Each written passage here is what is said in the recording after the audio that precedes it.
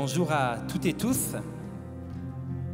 Soyez les bienvenus vraiment dans ce lieu pour cette journée. Vraiment que cette journée soit vraiment un sujet de joie pour nos vies. Comme la Bible le dit, c'est ici la journée que l'Éternel a faite, qu'elle soit pour nous un sujet d'allégresse et de joie. Amen. Et vraiment, je crois que c'est un sujet de joie de pouvoir se rassembler déjà pour louer notre Dieu, pour élever notre Dieu, pour tout ce qu'il a fait pour nous. Il a fait de grandes choses. Il nous a donné la vie, il nous a donné vraiment toutes choses. Et on veut le célébrer simplement ce matin. Et on veut vraiment proclamer son nom et lui dire « Jésus, tu es puissant ».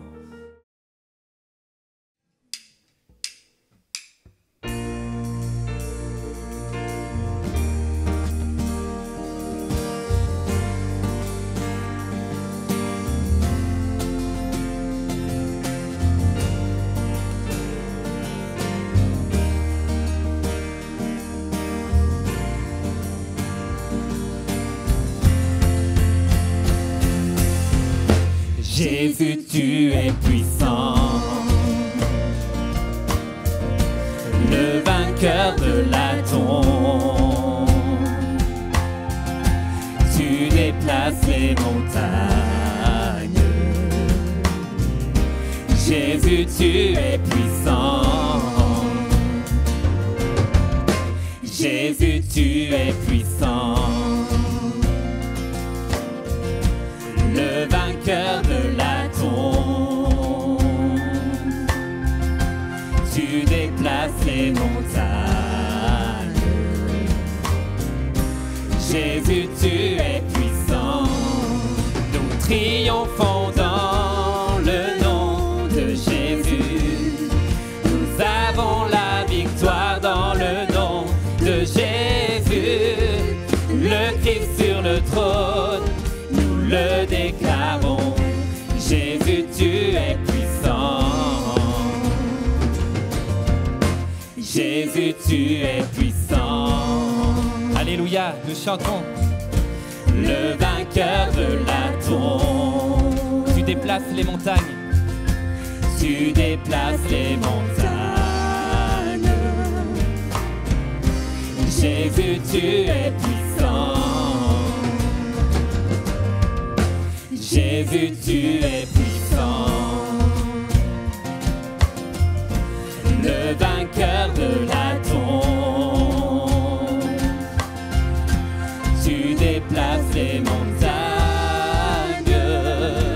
Oh, Jésus, tu es puissant. Nous triomphons. Nous triomphons dans le nom de Jésus. Nous avons la victoire dans le nom de Jésus, le Christ sur le trône, nous le déclarons. Jésus, tu es puissant. Nous triomphons. Nous triomphons dans le nom de Jésus. Nous avons la victoire dans le nom de Jésus, le Christ sur le trône, nous le déclarons. Jésus, tu es puissant.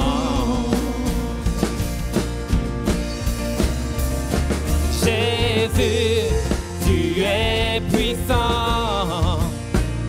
Omnipotent, tu es présent. Tu déplaces les montagnes. Jésus, tu es puissant. Jésus, tu es puissant, omnipotent, tu es présent, tu guéris les malades. Jésus, tu es puissant. Jésus, tu es puissant. Jésus, tu es puissant, omnipotent, tu es présent, tu brises toute chaîne. Jésus, tu es puissant. Proclamons encore, Jésus, tu es puissant. Jésus, tu es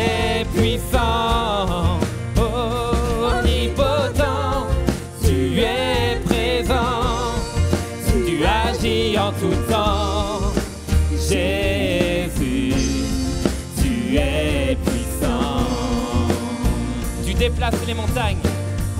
Tu déplaces les montagnes. Jésus, tu es puissant. Tu guéris les malades. Jésus, tu es puissant. Tu brises toutes les chaînes. Tu brises toutes les chaînes. Jésus, tu es puissant. Tu agis en tout temps. Tu agis en tout temps. Jésus, tu es puissant. Nous triomphons dans le nom de Jésus. Nous avons la victoire dans le nom de Jésus. Le Christ sur le trône, nous le déclarons. Jésus, tu es puissant. Alléluia, chantons encore, nous triomphons. Nous triomphons dans le nom de Jésus. Nous avons la victoire dans le nom de Jésus. Le Christ sur le trône, nous le déclarons. Jésus, tu es puissant. Le Christ sur le trône. Le Christ sur le trône, nous le déclarons. Jésus, tu es puissant. Le Christ sur le trône. Le Christ sur le trône, nous le déclarons. Jésus, tu es puissant.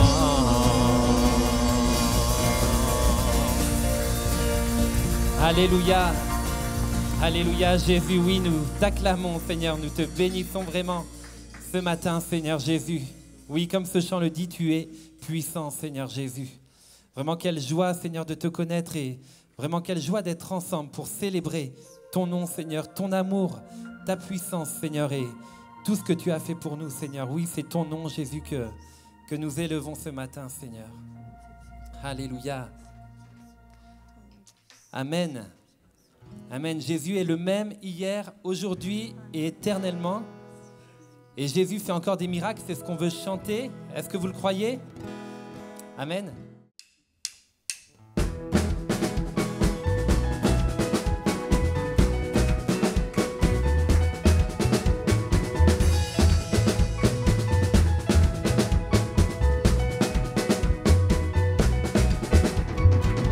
Dieu va faire encore.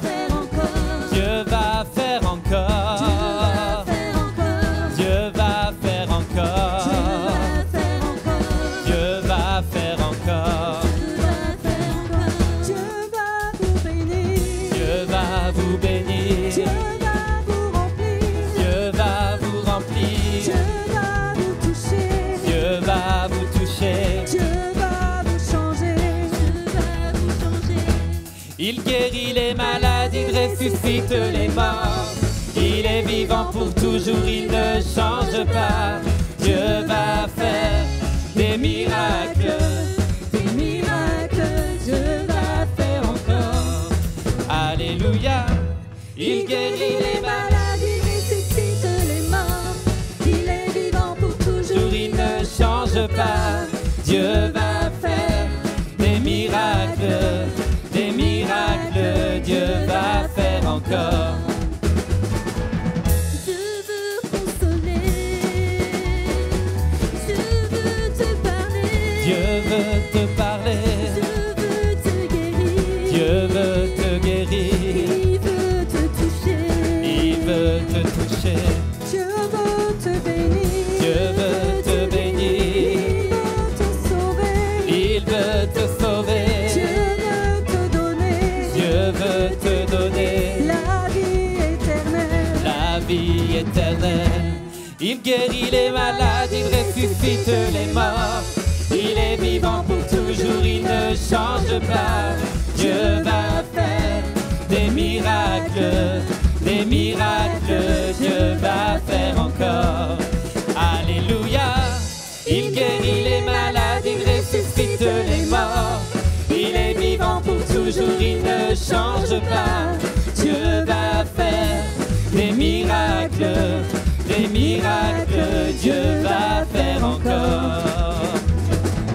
Dieu va te parler. Dieu va te parler. Dieu va te toucher. Dieu va te toucher. Dieu va te combler. Dieu va te combler. Il va te bénir. Il va te bénir. Il est roi de gloire. Il est roi de gloire. Seigneur des seigneurs. Seigneur des seigneurs. Jéhovah Rapha. Jéhovah Rapha. Le Dieu tout-puissant. Dieu tout-puissant.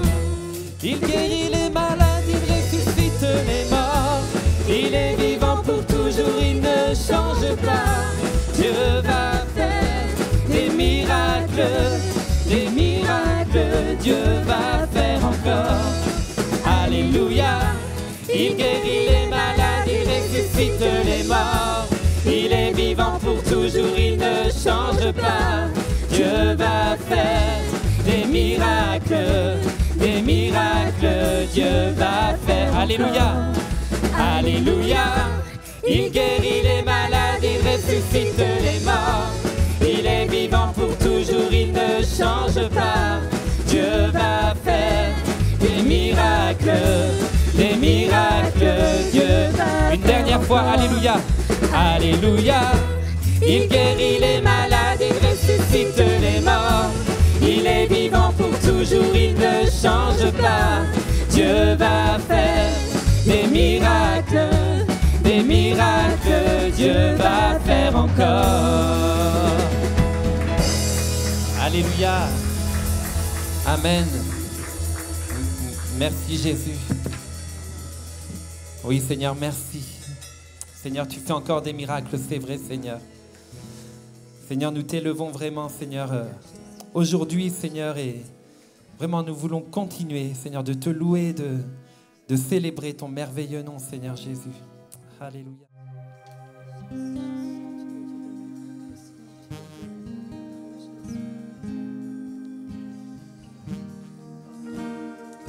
Alléluia Jésus, oui.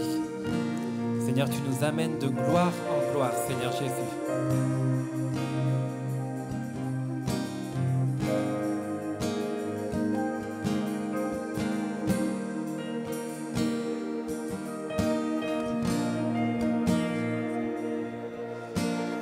De gloire en gloire, de gloire en gloire, tu m'emmènes, tu m'emmènes dans les profondeurs de ta sainteté, tu m'emmènes, tu m'emmènes. De gloire en gloire, de gloire en gloire, tu m'emmènes, tu m'emmènes dans les profondeurs de ta sainteté, tu m'emmènes, tu m'emmènes. Chantons de gloire en gloire. De gloire en gloire, de gloire en gloire, tu m'emmènes dans les profondeurs, dans les profondeurs de ta sainteté, tu m'emmènes, de gloire en gloire. De gloire en gloire, de gloire en gloire, tu m'emmènes, oh, dans les profondeurs de ta sainteté, tu m'emmènes,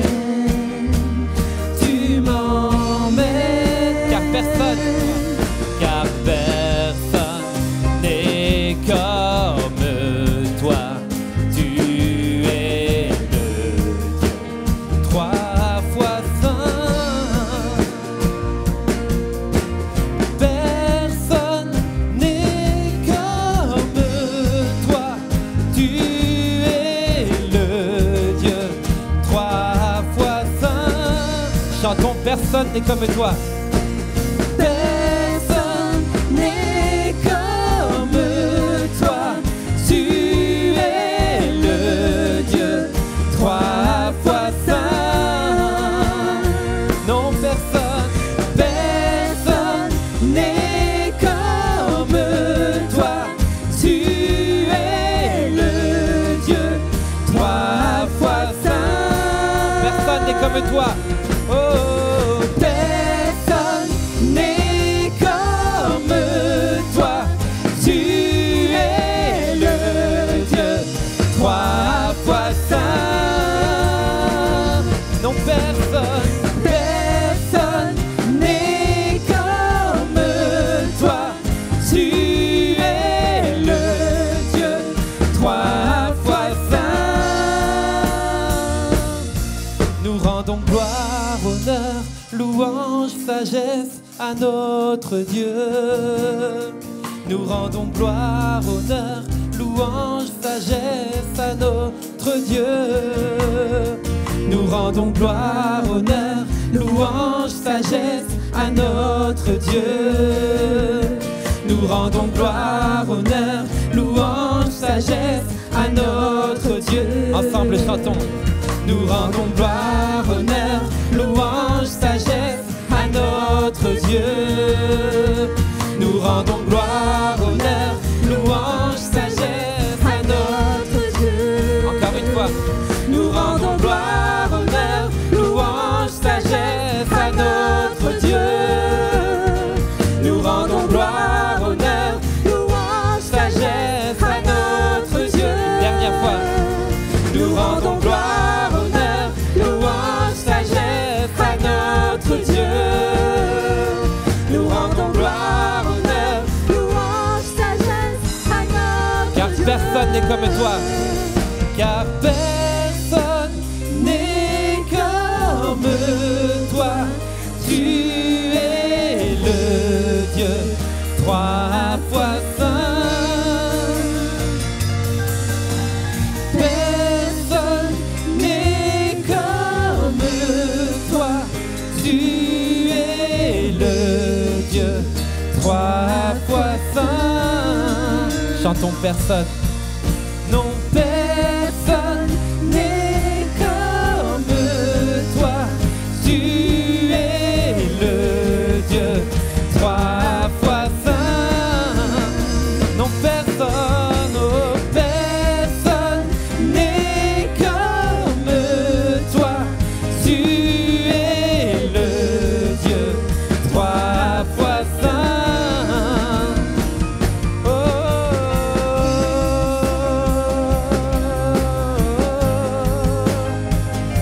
personne n'est comme toi, Jésus. Non, personne n'est comme toi, Jésus.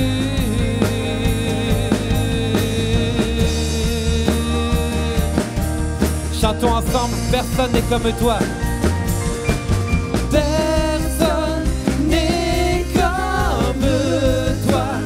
Tu es le Dieu trois fois saint. Personne n'est comme toi. Tu es le Dieu trois fois saint.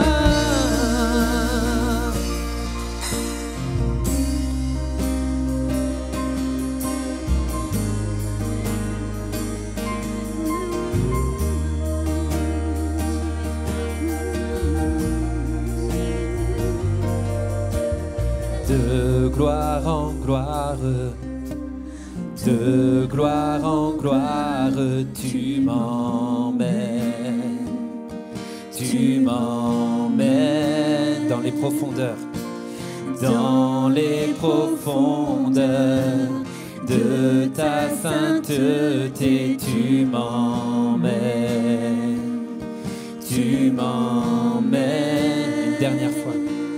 Oh, de gloire en gloire, de gloire en gloire, tu m'emmènes, tu m'emmènes. profondeur de ta sainteté, tu m'emmènes, tu m'emmènes.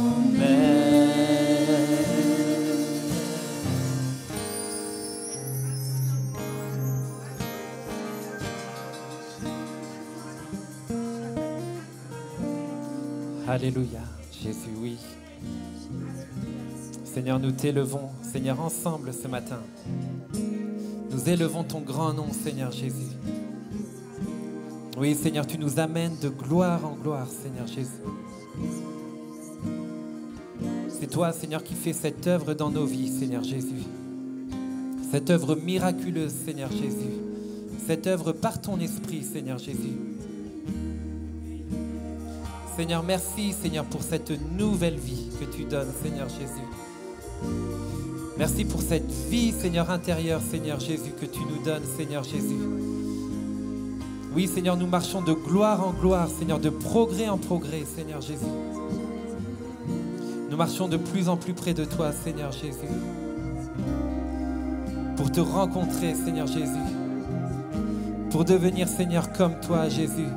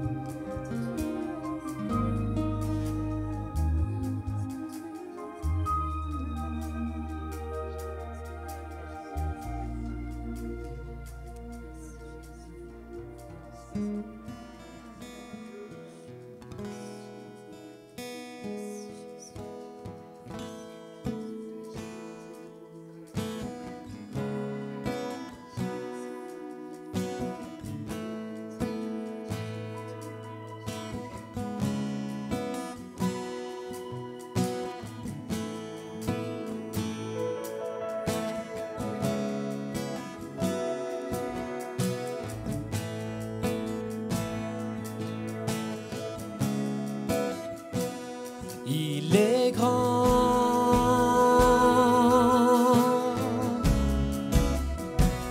il est grand,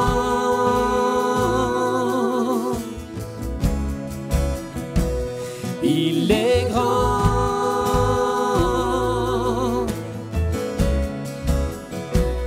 il est grand,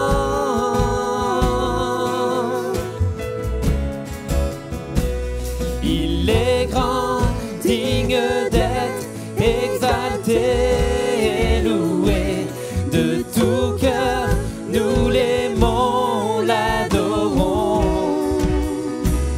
Il est grand, digne d'être exalté et loué. Le Seigneur est saint. Le Seigneur est saint. Il est grand. Il est grand, digne d'être exalté et loué. De tout cœur, nous l'aimons, l'adorons. Il est grand, digne d'être exalté et loué. Le Seigneur est saint. Le Seigneur est saint. Oui, proclamons ce matin. Saint, saint, trois fois saint. Le Seigneur est saint. Saint, saint, trois fois saint. Le Seigneur est saint. Saint, oui, trois fois saint. Oh, saint, saint, yeah, trois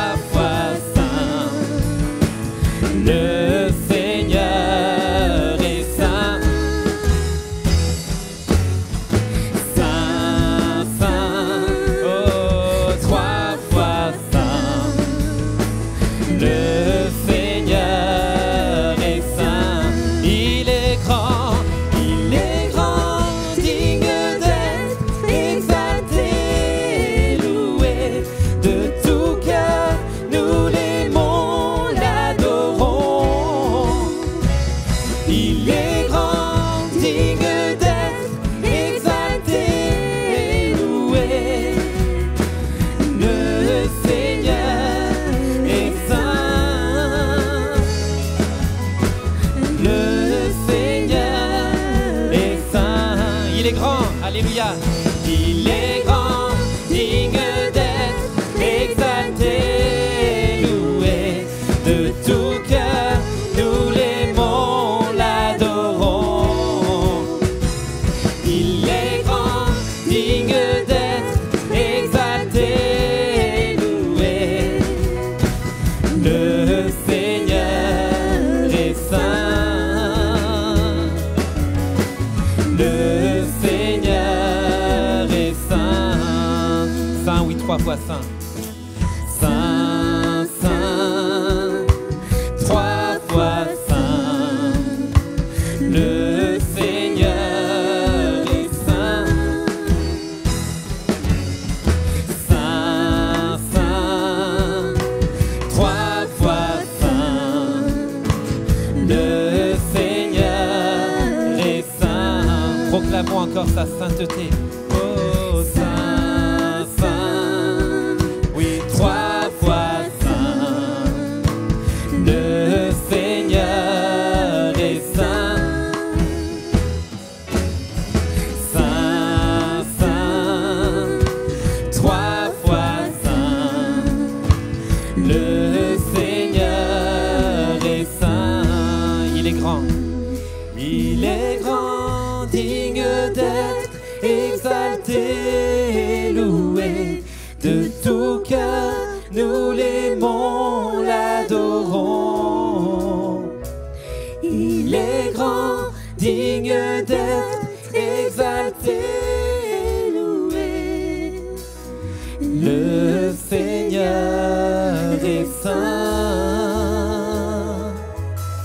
Le Seigneur est saint. Le Seigneur est saint. Le Seigneur est saint. Le Seigneur est saint. Alléluia. Bonjour à tous. Bonjour à chacun, bonjour à chacune. Bonjour à la grande famille Émy qui nous regarde sur notre chaîne YouTube. Bonjour à vous qui êtes en présentiel. Bonjour à de nouvelles personnes qui nous rejoignent. Soyez vraiment les bienvenus.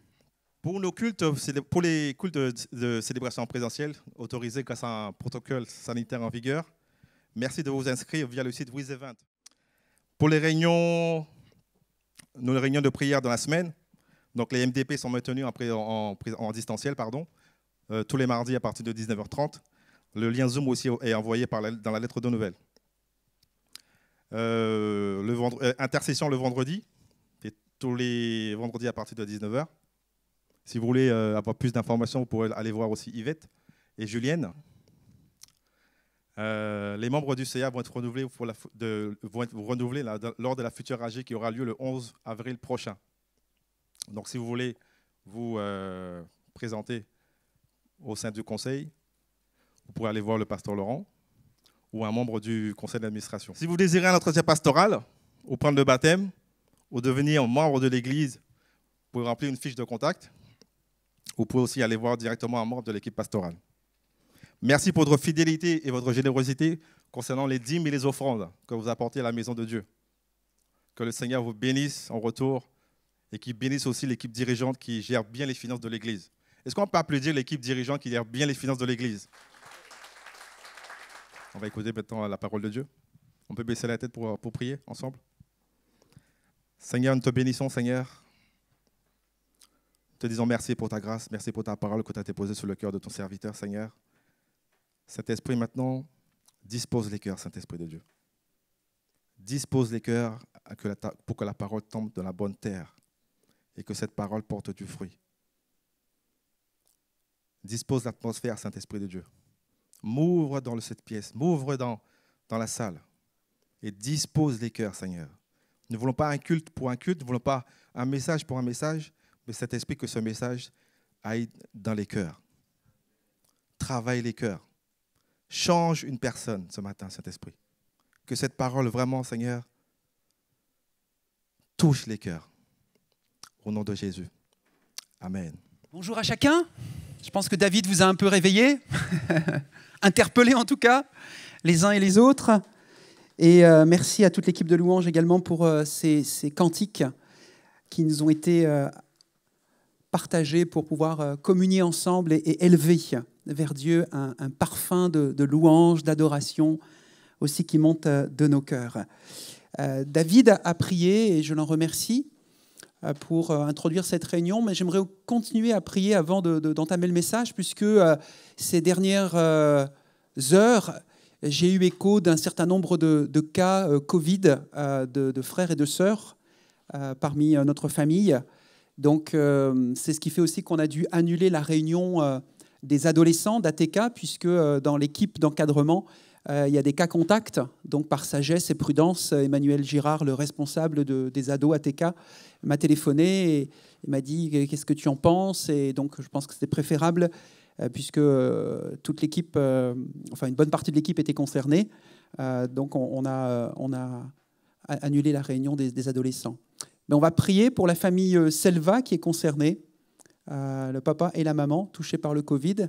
On va penser aussi à notre sœur et la famille Bazélé, qui non seulement ont été touchés par le Covid, mais aussi par un décès hier. Donc, notre sœur a perdu son frère au pays, au Congo. Et donc, voilà, il y a des raisons de pouvoir aussi soutenir les membres de la famille qui passent par des moments difficiles. Vous êtes d'accord avec ça ? Alors, on va se lever, si vous le voulez bien, à nouveau. Et surtout élever notre voix ensemble. C'est la famille Émy, c'est l'église Émy qui va prier pour la santé physique, bien sûr, de ses frères, de ses sœurs, jeunes ou moins jeunes, afin qu'ils puissent se rétablir dans les meilleurs délais, qu'il n'y ait pas de conséquences fâcheuses à cette maladie qui nous a interpellés il y a 1 an maintenant. Il y a 1 an, c'était le début du confinement. Du premier confinement, parce qu'il y en a eu d'autres depuis. Alors, voilà, par la grâce de Dieu, nous survivons, nous surmontons cette épreuve. Nous traversons, nous vivons avec maintenant, mais nous ne voulons pas oublier ceux et celles qui sont touchés actuellement, et il y en a un certain nombre, et qui peuvent traverser des moments difficiles. Bien sûr, on va prier aussi pour la santé spirituelle des uns et des autres. C'est très important. Aussi, il n'y a pas que la santé physique. Dans tout ce qu'on peut chanter, vous entendez, parfois on chante la guérison, mais ne le mettez pas que sur le plan physique. Il y a une guérison aussi spirituelle, émotionnelle, qui est très importante, que nous vivions aussi les uns et les autres, et dont Jésus veut également s'occuper. Amen. Seigneur, entends maintenant ton Église qui s'unit dans la prière pour faire monter vers toi, Seigneur, ce cri, notre désir de te voir à l'œuvre dans la santé, dans le corps physique, Seigneur, de bien-aimés, de tes enfants, Seigneur, des frères et des sœurs, de cette famille qui sont touchés, affectés par la maladie et certains par le Covid, la Covid. Seigneur, nous te prions, pose ta main sur eux, Seigneur, veille et prends soin d'eux pour leur rétablissement, Seigneur, complet, Seigneur, dans leur être, Seigneur, dans leur corps physique. Nous te les confions dans le nom de Jésus. Et nous croyons, Seigneur, que tu es capable d'agir, Seigneur, aussi au-delà d'un médicament. Nous te prions aussi, Seigneur, pour la santé spirituelle des uns et des autres. Nous avons été touchés, affectés par cette maladie de différentes façons. Certains physiquement, d'autres psychologiquement. Et Seigneur, nous te prions, Seigneur, afin que tu puisses là aussi garder ton peuple, tes enfants, cette famille que nous formons. Et Seigneur, et que tu puisses bien nous faire grandir également au travers de ces épreuves que nous avons traversées durant toute une année. Seigneur, tu connais la profondeur de ce qui se vit dans les cœurs et dans les foyers et dans les familles. Et Seigneur, nous te prions, Seigneur, viens guérir profondément nos cœurs et nos familles et nos foyers, Seigneur, et nos couples. Nous avons besoin de ton soutien, nous avons besoin de ton intervention divine et surnaturelle, Seigneur, qui vient agir bien au-delà de ce que nous pouvons penser ou imaginer. Seigneur, merci parce que cette œuvre, tu l'as fait encore au travers de Jésus, ton Fils, qui a donné sa vie à la croix pour ça, qui est ressuscité pour cela, qui est glorifié, qui prie pour nous encore aujourd'hui. Et nous te bénissons, Père, dans le nom de Jésus. Amen et amen. Amen. Merci pour vos prières, formulées maintenant et que vous pourrez bien sûr continuer tout au long de la semaine à la maison d'exprimer pour l'Église, pour ces situations dont nous entendons parler les uns et les autres. Il y a un verset sur lequel je me suis souvent interrogé, et donc je vais vous partager mon interrogation, que Jésus pose dans l'évangile de Luc, au chapitre 18 et au verset 8, lorsqu'il dit « Lorsque le Fils de l'homme », et il parle de lui, Jésus, « viendra », dit autrement, reviendra, puisqu'il est déjà venu il y a 2000 ans, mais la Bible nous dit que Jésus reviendra un jour. Nul ne le sait, ni le jour, ni l'heure. C'est pour ça qu'il est préférable d'être prêt pour son retour. Mais lorsque le Fils de l'homme viendra, trouvera-t-il encore là la foi sur la terre? C'est un verset qui m'interpelle et je me suis donc posé la question, que signifient ces paroles de Jésus? Lorsque j'observe l'Église de Jésus-Christ aujourd'hui, en France et au-delà, beaucoup de prédications, beaucoup de livres sont écrites sur ce sujet de la foi. Des multitudes de chrétiens se sont assemblés lors des réunions afin d'être encouragés, relevés par des messages sur la foi. À une époque, c'était en présentiel et sans doute certains, depuis une année aussi en distanciel, ont écouté des messages sur ce sujet. Pourtant, il est triste de constater que ce que les gens pensent être la foi ne l'est tout simplement pas. Et Dieu nous dit dans sa parole qu'il rejettera beaucoup de ce qui est appelé foi ou pratiqué au nom de la foi. Dieu ne pourra tout simplement pas l'accepter. Pourquoi? Parce que ce n'est pas une foi biblique véritable, parce que c'est une foi qui est corrompue. Et je vais m'expliquer. Plusieurs prédicateurs de nos jours rabaissent entièrement le sujet de la foi. Ils parlent de foi comme si elle n'existait que pour des gains ou des intérêts personnels ou pour nos propres besoins. Par exemple, j'ai entendu certains pasteurs déclarer « La foi, ce n'est pas demander à Dieu ce dont vous avez besoin, c'est lui demander ce que vous rêvez d'avoir. Si vous pouvez rêver, vous pouvez obtenir. » La foi que ces hommes prêchent est une foi terrestre, est une foi matérialiste, est une foi enracinée dans les choses du monde. Elle encourage les croyants à une prière qui dit seulement « Seigneur, bénis-moi, fais-moi prospérer, donne-moi ». Et il manque dans ce type de prière. Ce n'est pas que l'on ne peut pas demander à Dieu de nous bénir, de nous faire prospérer ou de nous donner. C'est biblique. Mais si ça se limite à ça, il y a un manque. Il y a un manque dans ce type de prière. Il manque une dimension, une considération pour les besoins d'un monde perdu. Parce que Dieu, s'il nous bénit, il nous bénit pour bénir d'autres personnes. Et jamais pour nous-mêmes, seulement. Alors ce n'est pas le type de foi que Dieu désire que nous ayons. De nos jours, certains sont prêts à accepter une doctrine sur la foi qui est particulièrement dangereuse. Elle proclame que les croyants les plus spirituels sont ceux qui font travailler leur foi et en ont tiré une vie confortable.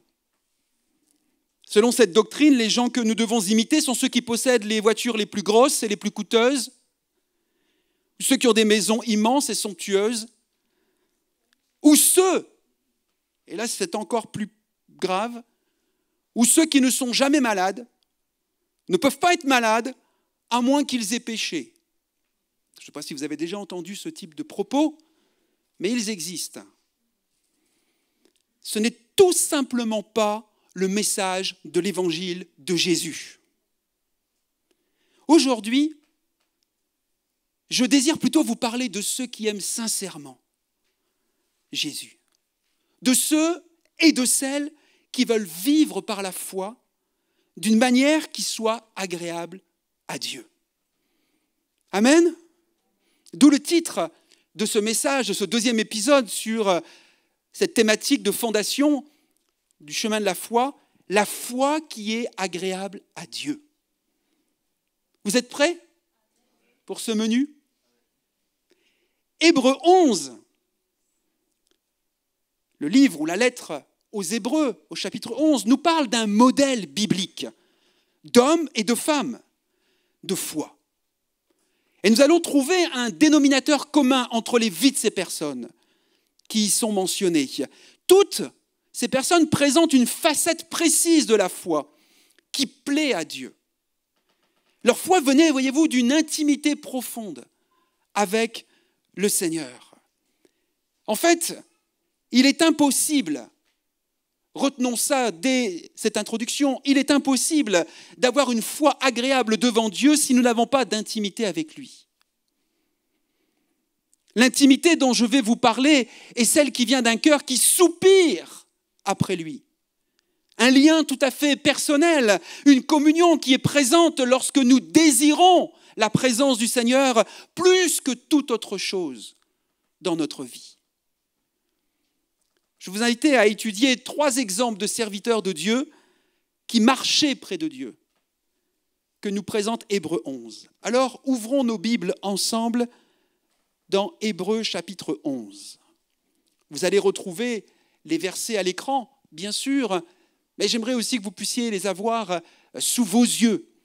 Vous êtes venus sans doute équipés, armés, on peut dire ça, d'un livre extraordinaire qui est là pour nourrir notre foi, justement, qui s'appelle la Bible. Et c'est important, même pour nous les prédicateurs, que les chrétiens que vous êtes, le peuple de Dieu, la famille de Dieu que vous êtes, eh bien, vous puissiez aussi vérifier, lire, aller voir dans la parole de Dieu ce que nous partageons ensemble. Voyons ce premier personnage de la Bible, Abel, qui est cité dans Hébreux 11, au chapitre 4, 11, verset 4. Il est dit, par la foi, Abel a offert à Dieu un sacrifice meilleur que celui de Caïn, son frère. Grâce à elle, on parle de la foi, il a été déclaré juste par Dieu qui a témoigné lui-même qu'il approuvait ses dons. Et grâce à elle, la foi, Abel parle encore bien que mort. J'espère que la foi d'Abel, ce matin, va nous parler encore. Alléluia. Quelques points de compréhension ou de révélation pour bien comprendre ce verset que je vais vous partager. Premièrement, Dieu lui-même parle des dons ou offrandes d'Abel. Et remarquez bien que le mot est au pluriel. Donc ça signifie que Abel a fait plusieurs offrandes. Ce n'est pas limité à une seule fois. Abel offrait fréquemment des offrandes à Dieu. Deuxièmement, Abel a dû bâtir un autel à Dieu afin de lui présenter ses offrandes. Non seulement il offrait en sacrifice des agneaux sans tache à l'époque, c'était ce que Dieu attendait, avait demandé, mais aussi il nous est parlé du gras de ces agneaux. Donc il offrait le sacrifice d'un animal, mais aussi la graisse de cet animal. Il est dit dans Genèse 4, 4, et Abel de son côté en fit une des premiers-nés de son troupeau et de leur graisse, une offrande. L'Éternel porta un regard favorable sur Abel et sur son offrande. Que représente la graisse ici? G-R-A-I-2-S-E. La graisse, le gras. Le livre de Lévitique, donc qui font partie de ces premiers livres de la Bible, au chapitre 3 et au verset 16, dit de la graisse, le sacrificateur brûlera cela sur l'autel. Toute la graisse est l'aliment d'un sacrifice consumé par le feu, d'une agréable odeur à l'Éternel. Voyez-vous, la graisse est ce qui donnait une odeur agréable au sacrifice. Donc Abel ne se contentait pas de donner et de sacrifier ou de faire brûler l'animal sur l'autel, il y avait aussi la graisse qui accompagnait le sacrifice. Cette partie de l'animal s'enflammait rapidement et faisait monter un doux arôme. La graisse appartient à Dieu. Elle nous sert, c'est là où nous comprenons un peu mieux la symbolique, elle nous sert de modèle de prière ou de fraternité acceptable aux yeux de Dieu. Elle représente en fait notre service envers Dieu dans le lieu secret de la prière. Dieu lui-même dit clairement qu'une telle adoration qui monte vers lui tel un arôme doux et parfumé. La prière que nous exprimons, vous et moi, dans le lieu secret de sa présence, est comme ce doux arôme qui monte vers le ciel, qui monte vers lui. La première mention de ce type d'adoration est celle d'Abel, qui permettait au sacrifice et à la graisse d'être consumés ensemble sur l'autel de Dieu. Cela signifie qu'Abel attendait dans la présence de Dieu que son sacrifice monte vers les cieux. Comprenez que, oui, Abel sacrifiait un animal physiquement, accompagné de la graisse pour être ce doux parfum, arôme qui montait vers Dieu. Mais Abel n'était pas qu'un spectateur devant le sacrifice, il offrait aussi de sa personne en étant dans la présence de Dieu et en offrant aussi le sacrifice de sa vie, de son offrande qui était son expression d'adoration, de prière qui montait aussi vers Dieu. Abel est parmi les modèles de foi d'Hébreux 11 parce qu'il était un serviteur qui était en relation avec le Seigneur. Il lui offrait le meilleur de ce qu'il avait, un agneau sans tache, vous l'avez lu avec moi. Mais il s'offrait également à Dieu. Tel qu'on peut le lire dans Hébreux, l'exemple d'Abel est toujours avec nous aujourd'hui et rend témoignage d'une foi véritable et vivante. C'est par elle qu'il parle encore, quoique mort. Abel n'est plus de ce monde. Abel nous a précédés dans les cieux. Mais son exemple, son témoignage, nous parle encore aujourd'hui. Comment Abel a-t-il eu une telle foi ? C'est ce qu'on peut se poser comme question. Mais sans aucun doute, je pense des conversations que ce jeune homme a dû entendre entre son père et sa mère, Adam et Ève. Ce couple qui parlait évidemment à Dieu chez eux. Chez eux, c'était le jardin d'Éden. Excusez du peu. C'était un sacré beau lieu qu'ils avaient pour parler avec Dieu. Et je pense qu'Abel devait se souvenir de moments merveilleux d'intimité que ses parents avaient avec Dieu à la maison. Pas seulement à l'église, à la maison. Et un jour, Abel a dû prendre une décision personnelle. Dans son propre cœur, il décida qu'il ne vivrait pas seulement des souvenirs passés de ses parents. Il ne pouvait se satisfaire d'une tradition léguée par ses parents. Il devait avoir son propre contact avec Dieu. Sans doute qu'il a dû se dire « Je ne veux plus entendre parler d'expériences passées avec le Seigneur. Je veux le connaître aujourd'hui moi-même. Je veux une relation personnelle avec lui, être en connexion, en communion avec mon Dieu. » C'est une telle graisse que nous devons offrir à Dieu encore aujourd'hui. Comme Abel, nous devons lui donner le meilleur de notre temps, dans notre lieu secret de prière. Et pour chacun, ça peut être différent, ce lieu. Ça peut être à des moments différents de la journée. Mais c'est quand même un appel que Dieu nous fait, il nous attend. Nous devons y passer suffisamment de temps dans sa présence pour lui permettre de consumer nos sacrifices d'adoration et de communion avec lui. Et vous le savez comme moi, que cela nous coûte de prendre du temps aujourd'hui avec Dieu. N'est-ce pas ? Nous avons tous un agenda et un emploi du temps assez bien rempli. N'est-ce pas ? Nos activités professionnelles, familiales, et j'en passe, nous fait que nos agendas sont assez bien rempli. Et prendre du temps avec Dieu, ça nous coûte, c'est un sacrifice. Mais Dieu nous y attend. Dieu nous attend chacun d'entre nous, attend chacun de ses enfants, chacun de ses serviteurs et de ses servantes. Quel sacrifice va-t-il m'offrir? Maintenant, comparons les offrandes d'Abel et celles de son frère Caïn, qui apporta, lui, des fruits au Seigneur. C'est-à-dire une offrande qui ne demandait pas d'autel. Il n'y avait pas de graisse, pas d'huile, rien qui ne puisse être brûlé. Par conséquent, aucun arôme qui ne montait vers le ciel. Vous comprenez la nuance? Même derrière votre masque, vous pouvez dire oui. Ça me permet de savoir si vous comprenez la nuance, sinon je reprends depuis le début. Dit autrement, il n'y avait aucune intimité.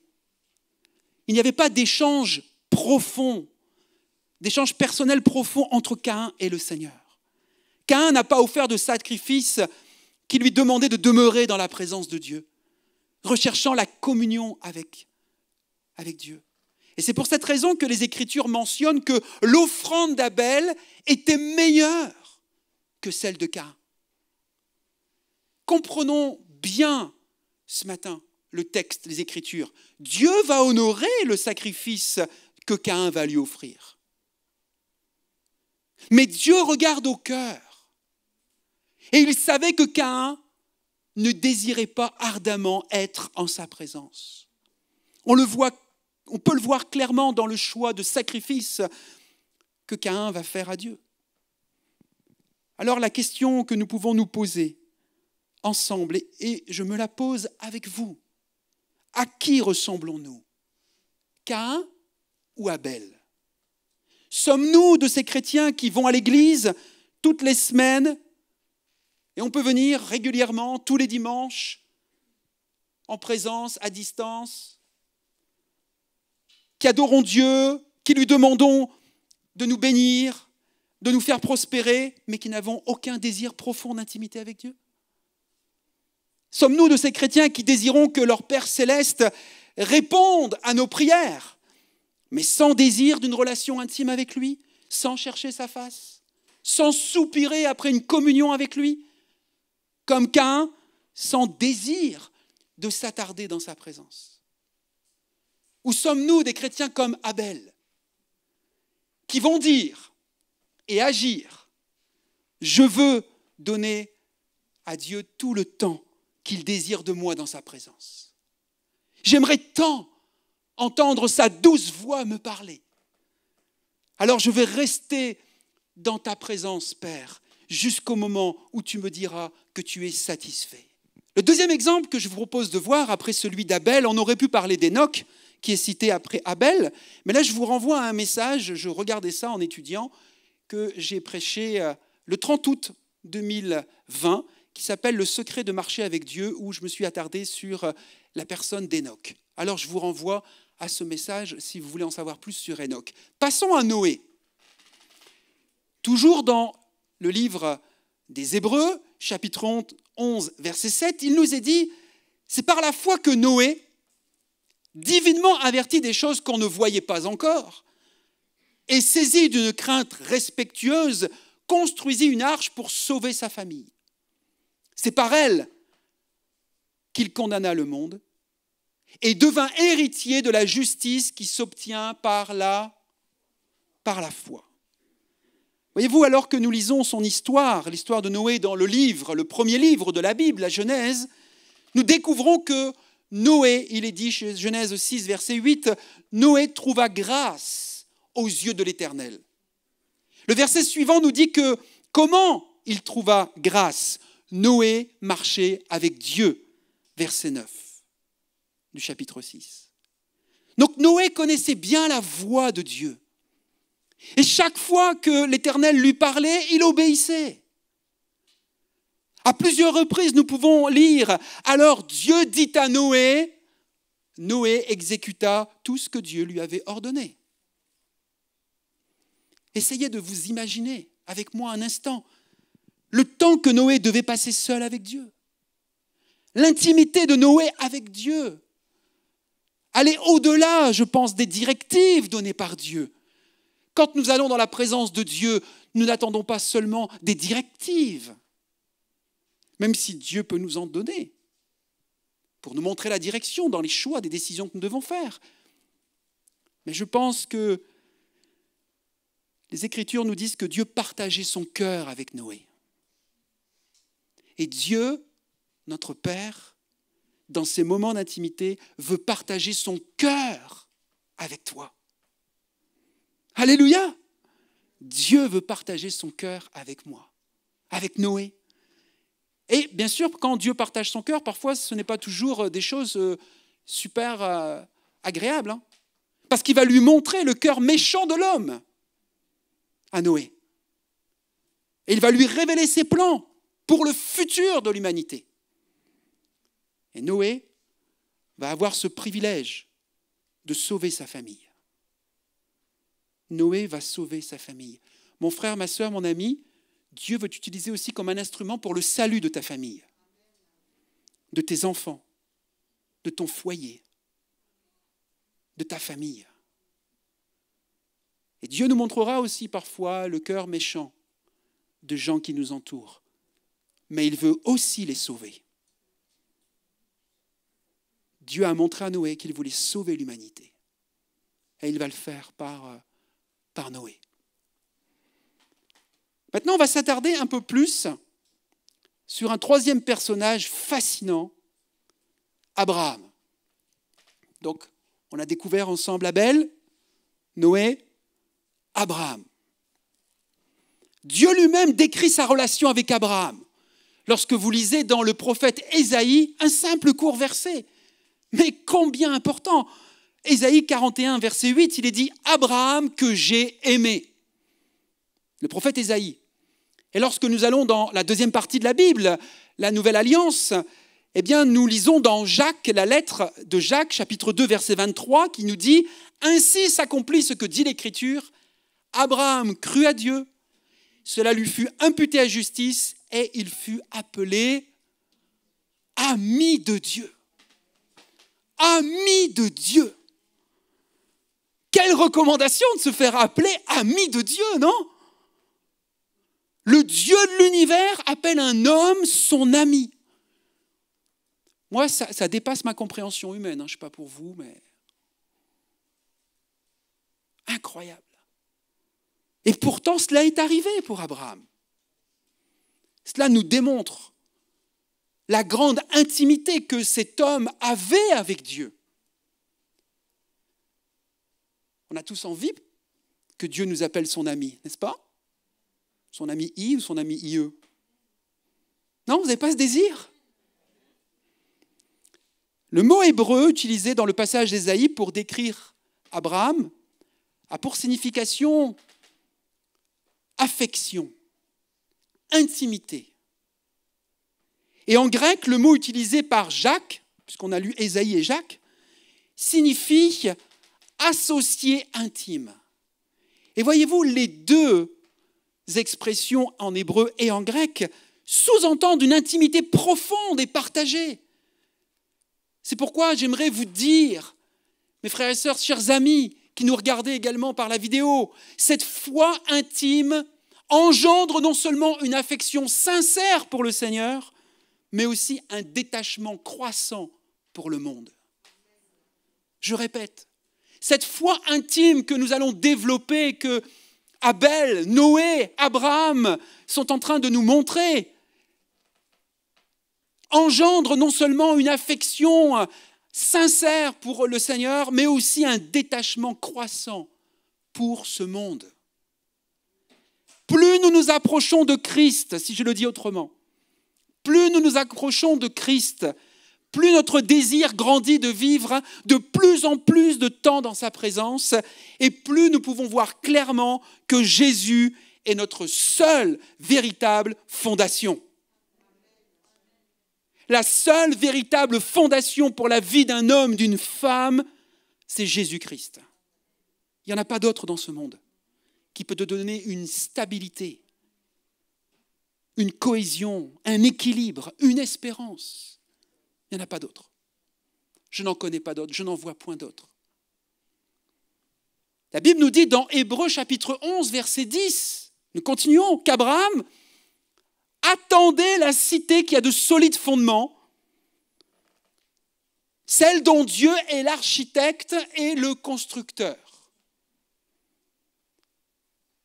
Pour Abraham, il n'y avait rien de permanent dans cette vie. Les Écritures nous disent que ce monde était comme une terre étrangère pour Abraham. Un endroit où l'on ne doit pas se faire des racines. Et pourtant, Abraham comprenait bien. Abraham n'était pas un mystique. Ce n'était pas un type bizarroïde avec une croyance particulière. Abraham vivait une vie relationnelle, il vivait une vie familiale, il vivait une vie professionnelle comme vous et moi. Il était fortement impliqué dans les affaires de ce monde. Donc Abraham n'était pas hors du monde, il était sur la terre, bien les pieds sur terre, et il vivait dans le monde. Mais il ne vivait pas comme le monde. Abraham était propriétaire de milliers de têtes de bétail. C'était un véritable chef d'entreprise, avec tout du personnel à gérer, de nombreux serviteurs à s'occuper. Et malgré toutes ces préoccupations, il devait en avoir des préoccupations aussi, Abraham, malgré toutes ces responsabilités et ses occupations professionnelles, Abraham trouvait le temps de communier avec Dieu. Et c'est là où ça nous parle aujourd'hui. C'est là où ça doit nous parler encore aujourd'hui. Abraham était un homme comme vous et moi, mais il avait compris qu'il y a une foi qui est agréable à Dieu. C'est une foi intime, une relation personnelle, une communion avec Dieu régulière. C'est ça, un sacrifice de bonne odeur que Dieu attend de chacun d'entre nous. Et parce qu'il marchait toujours plus près de l'Éternel, il était de plus en plus insatisfait de ce monde. Abraham était riche, la Bible nous dit, il était prospère. Donc il n'y a pas de problème, Dieu n'a pas de problème avec les riches ou les gens qui prospèrent. Comprenez bien le cœur de Dieu et la parole et la Bible. Abraham possédait suffisamment de biens pour le tenir occupé très longtemps, du matin jusqu'au soir. Mais rien dans ce monde ne pouvait l'éloigner et l'empêcher de soupirer après le pays de Dieu. Chaque jour, il espérait un peu plus être près de cet endroit meilleur. Et le pays promis pour lequel Abraham soupirait n'était pas littéralement un endroit géographique. Il s'agissait plutôt d'être à la maison avec le Père. Le mot hébreu pour cette expression « patrie céleste » que vous trouvez au verset 16, Hébreux 11, 16. Vous allez trouver l'expression « patrie céleste » ou « céleste » en fonction de votre version. C'est le mot « pater ». Et la racine de ce mot signifie « père ». Alors, la terre pour laquelle soupirait Abraham était littéralement un endroit avec le Père. Abraham soupirait chaque jour dans sa journée, retrouver un moment, un endroit avec le Père. Qu'est-ce que ça signifie concrètement pour nous aujourd'hui ? Bien, que aller vers ce pays ou cette patrie céleste n'est pas seulement aller au ciel un jour dans le futur. Il s'agit de désirer quotidiennement expérimenter la présence du Père. Sans délai, tout de suite, ici-bas. Alléluia. Et cela est possible. Cela est possible, c'est notre choix, c'est notre décision. Le livre aux Hébreux nous dit que ces trois hommes, Abel, Noé, Abraham, moururent dans la foi. Chacun était séparé de l'esprit de son époque. Et pensez pas qu'au temps de Noé, c'était facile, hein. C'était difficile par rapport aux influences qui existaient, puisque Dieu a révélé le cœur méchant de l'homme. Donc il y avait des hommes et des femmes, jeunes et des moins jeunes, qui étaient extrêmement hostiles à Dieu, méchants, comme nous pouvons en avoir aujourd'hui ou en entendre aujourd'hui à notre époque. Ça existait déjà au temps de Noé ou d'Abraham. Mais chacun était séparé de l'esprit de son époque. Chacun recherchait un pays différent, céleste. Ce monde n'était pas simplement leur terre d'appartenance. Et que vous soyez français ou d'origine africaine ou antillaise ou qu'importe, le plus important n'est pas notre terre d'appartenance. Le plus important, c'est d'être à la maison avec le Père céleste. Pour un jour, vivre l'éternité ensemble dans cette patrie céleste. C'est ça notre espérance. Alléluia. C'est ça notre destination. Cela n'avait pas pour résultat qu'ils attendaient d'être aux cieux pour expérimenter une intimité avec Dieu. Par leur exemple de fidélité, ces hommes déclaraient, alors c'est moi qui m'avance, mais je paraphrase, ces hommes déclaraient « Je suis à la recherche d'une plus grande intimité avec mon Père. Cette intimité est plus que tout ce que ce monde peut m'offrir. Oui, je chéris tous les précieux cadeaux que Dieu m'a accordés, la famille que j'aime, que Dieu t'ait permis d'avoir un conjoint et des enfants, bien sûr que nous les aimons. Bien sûr que c'est un cadeau précieux que Dieu nous a fait ici-bas. Alléluia. Les amis que Dieu peut nous accorder, c'est précieux comme cadeau également. Mais rien dans ce monde ne pourrait remplacer l'amour que j'ai pour eux. Mais cependant, je sais que je peux expérimenter aussi un plus grand amour avec Dieu, mon Père.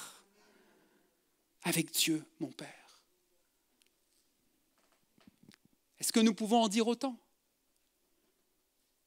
que Abel, Noé et Abraham? Est-ce que notre cœur soupire après une marche plus près de Dieu? Y a-t-il en nous une insatisfaction croissante pour les choses de ce monde? Ou notre cœur est-il plutôt attaché aux choses terrestres, aux choses éphémères?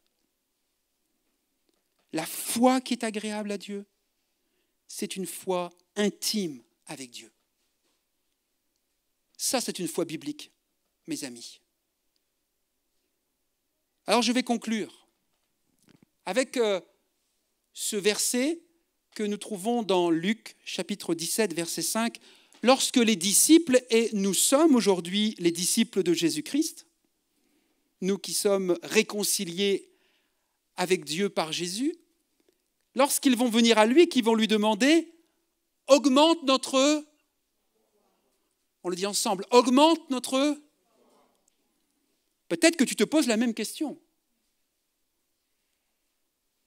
Comment puis-je grandir, Seigneur? Comment puis-je progresser dans la foi en tant que disciple de Jésus-Christ? Moi, je me pose la question.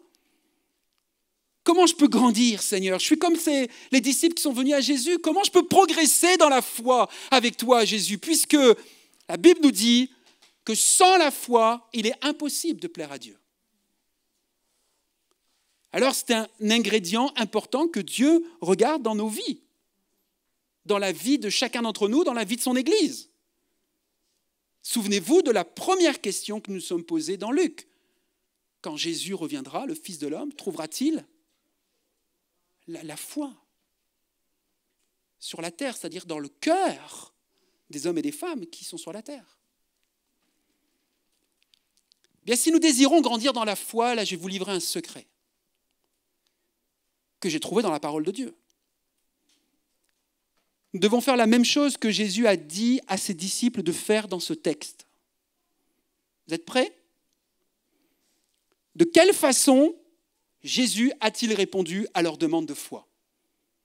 C'est ça en fait, il pose une question au Maître, à Jésus, que nous pouvons aussi nous poser. On pose des questions à Jésus. J'imagine que vous posez des questions à Jésus encore aujourd'hui, dans la prière, dans vos moments personnels, intimes. Et Jésus veut nous répondre par sa parole et avec l'aide de son esprit. Et voici ce qu'il va répondre. Luc chapitre 17, verset 8, c'est vraiment intéressant. Il va dire « Ceins-toi », comme si tu mettais une ceinture si tu veux, « serre-moi jusqu'à ce que j'ai mangé et bu. » Jésus leur disait en fait, dit autrement, revêt-toi d'un vêtement de patience. Viens à ma table et soupe avec moi. Je désire que tu m'y donnes à manger. Vous vous souvenez du sacrifice d'Abel?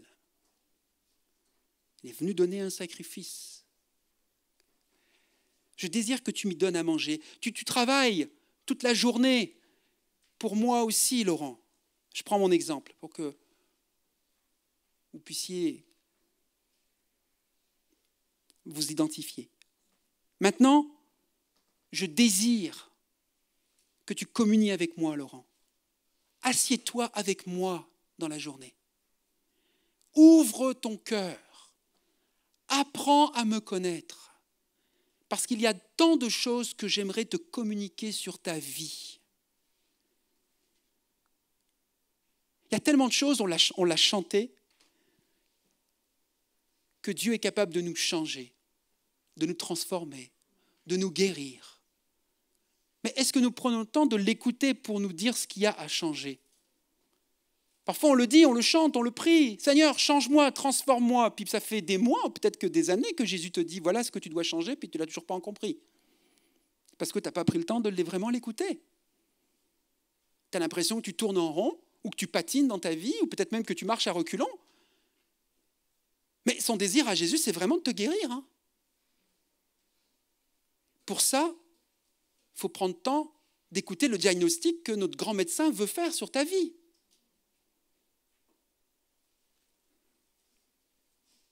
Voyez, nous n'avons pas besoin de grandes explications théologiques sur la foi.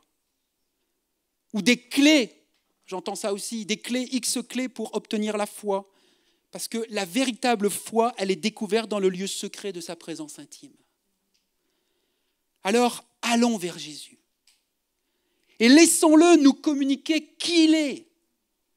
Si nous passons du temps de qualité dans sa présence, la foi suivra à coup sûr. Il fera naître et grandir, et même, j'oserais dire, exploser la foi dans notre cœur, comme nous ne l'avons peut-être jamais expérimenté. J'aimerais vous dire, lorsque nous entendons sa douce voix nous parler, la foi se multiplie en nous. La foi grandit en nous. Pour vous confesser, hier, alors que je préparais aussi ce message, je suis allé dans mon sous-sol et j'ai lu un livre, après avoir fini mon message, qui me parlait de la foi. Et j'ai lu des choses qui parlaient d'Abel, d'Enoch, de Noé, d'Abraham. Un livre que j'ai dans ma bibliothèque depuis des années. Il s'appelle « Le voile déchiré » d'Andrew Murray. Et je ne l'avais jamais consulté. Et c'est la lettre aux Hébreux qui est commentée, du premier chapitre jusqu'au dernier. Et là, j'ai regardé, je me dis, qu'est-ce qu'il dit, lui, sur la foi? Ça m'a fortifié.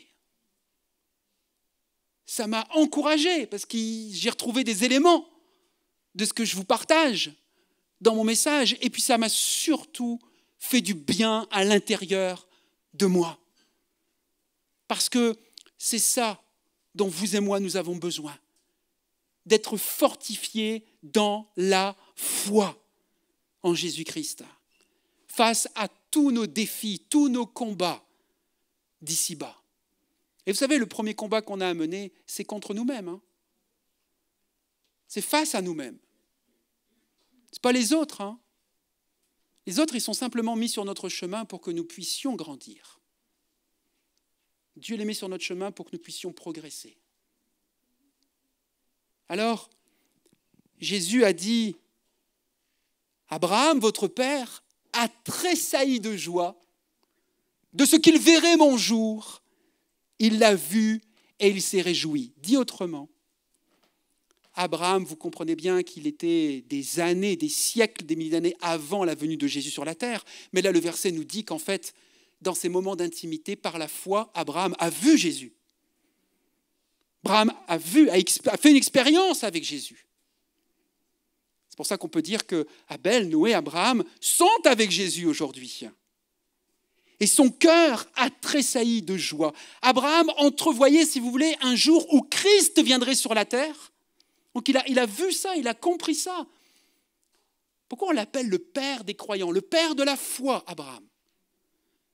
Vous avez remarqué d'ailleurs que les trois religions monothéistes reconnaissent tous Abraham. Les juifs, les chrétiens et les musulmans. Abraham a vu. Après, les trois n'ont pas compris la même chose, hein. Mais nous, ce qu'on comprend, c'est qu'Abraham a vu Jésus. Abraham a vu ce jour où Christ viendrait sur la terre et où Christ bâtirait la fondation qu'il avait imaginée. Extraordinaire. Le patriarche Abraham se réjouissait à l'idée qu'un peuple béni, c'est-à-dire nous aujourd'hui, l'Église de Jésus-Christ, vivrait ce jour. Et il savait que chaque chrétien, toi et moi, nous bénéficierions d'un accès ininterrompu à une connexion, à une communion céleste avec Dieu. Voilà ce que Abraham a vu.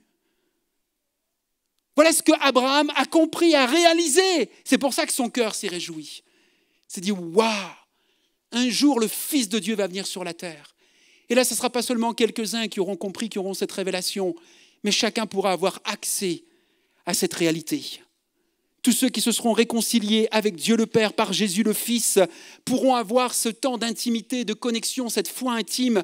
Ce sera possible pour le peuple de Dieu, qui ira au-delà d'Israël, puisque c'est vous et moi aujourd'hui. Alléluia! Aujourd'hui, ne passons pas à côté de cette promesse. Ne nous agitons pas inutilement, ne soyons pas étourdis par un flot d'activités. Peut-être que c'est ça, entre autres, j'ai entendu certains chrétiens qui ont dit, avec le Covid, voilà peut-être ce que j'ai réalisé. C'était le temps de m'arrêter. Le temps d'arrêter de courir à droite et à gauche, de faire et de multiplier plein d'activités pour prendre ce temps avec Dieu.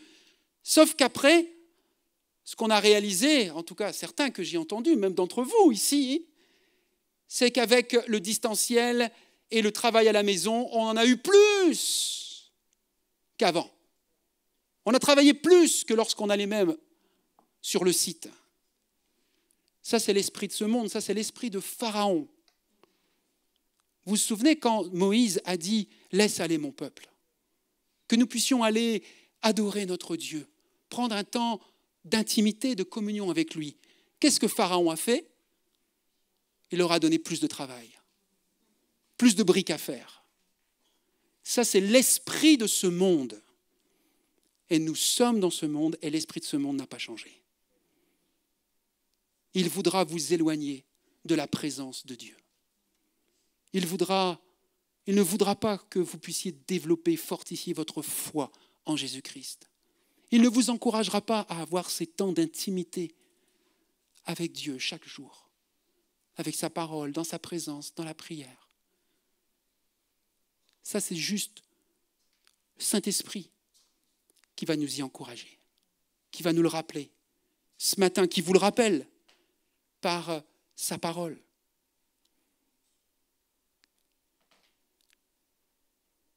Ne soyons pas étourdis par un flot d'activités, accomplissant plein de tâches pour Dieu qui, au bout du compte, ne sont que des fardeaux. Apprenons à nous reposer en Christ, en prenant du temps à l'écart avec Christ afin d'être seuls avec lui. Parfois de nous retrouver ensemble, bien sûr aussi, dans sa présence, comme nous le faisons. Si vous êtes amoureux de quelqu'un, ça vous est déjà arrivé d'être amoureux de quelqu'un? Oui. Raymond et merci Elisabeth sont un exemple d'amour l'un pour l'autre. Après combien d'années maintenant de vie ensemble? Seulement 54 ans de mariage.